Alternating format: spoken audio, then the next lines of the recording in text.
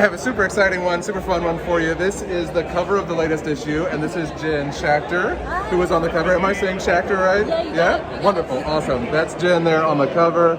That's Jen right there. And behind us is the outfit from the cover. And I'm gonna ask Jen a bunch of questions, and she's gonna tell us about it, all right?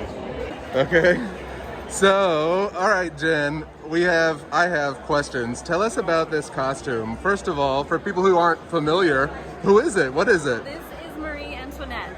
She was the queen during the French Revolution, and as you know, she was overthrown sort of violently, and she seems to have lost her head. So I made a wig of her towering hairdo out of EVA foam, and I got a costume dress to match, which is not historically accurate, but I thought it would be a cool mashup to do like 80s glam meets Versailles. And yeah, the wig is all EVA foam. It's thin 1mm foam on top of an understructure that's also made of foam. And if you're familiar with EVA foam, it's these like flexible, very soft. You can carve into it really easily with a rotary tool. So that's what I use to make the hair sort of patterns. And then the curls, you take a heat gun or a hairdryer, and you can, the thinner foam, you can sort of roll it into a shape. And I made these little coils for the curls. And then once they cool, they stay in that shape.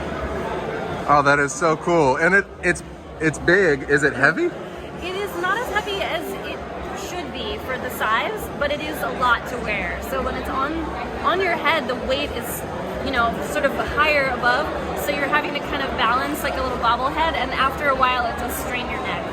Okay. But it is much lighter because it's EVA foam. And did you make the dress as well? I didn't. I found the dress, but I picked them specifically Like to match, and the metallic colors I tried to pull in. It's sort of like a silver lame. It's so cool looking. So Jen, you are known maybe on our cover as the person with the costume, but you do tons of stuff. What do you do? What's your deal? I wear a lot of hats. I also make miniatures, model kits, and props. So I made a prop for Marie. This is nice dark for Halloween. Nice dark black piece of cake. There's another one on the cover. So I make all sorts of prop things for different projects and, you know, TV shows and sets. I work with the Tested team.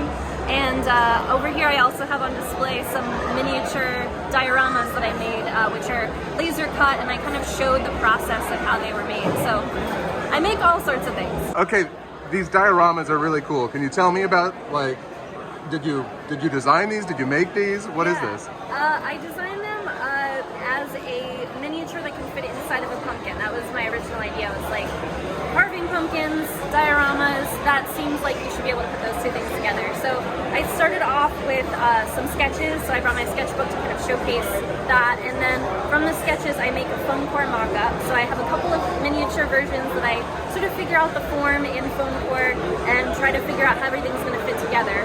And then from that, I start to draw the design digitally. And you'll see in the versions that I have here, the first version is pretty sort of flat and angular. It does not have a lot of personality. You can clearly see it's a laser cut box. It looks like a laser cut box.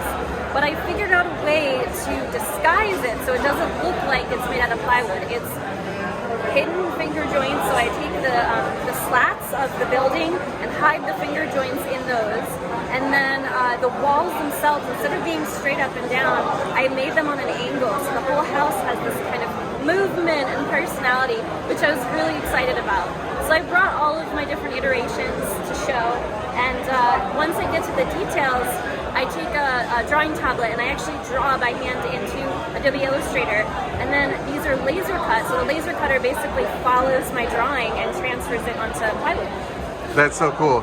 So tell me, is there a place like online where people could find you and learn more about you? Yeah, I am Schachter on Instagram and all over the internet, jenschachter.com, and then I do have plans for a lot of these kits. So you can download the files for these and a couple of my other model kits on my Etsy storefront, which is just my name, Jen Schachter.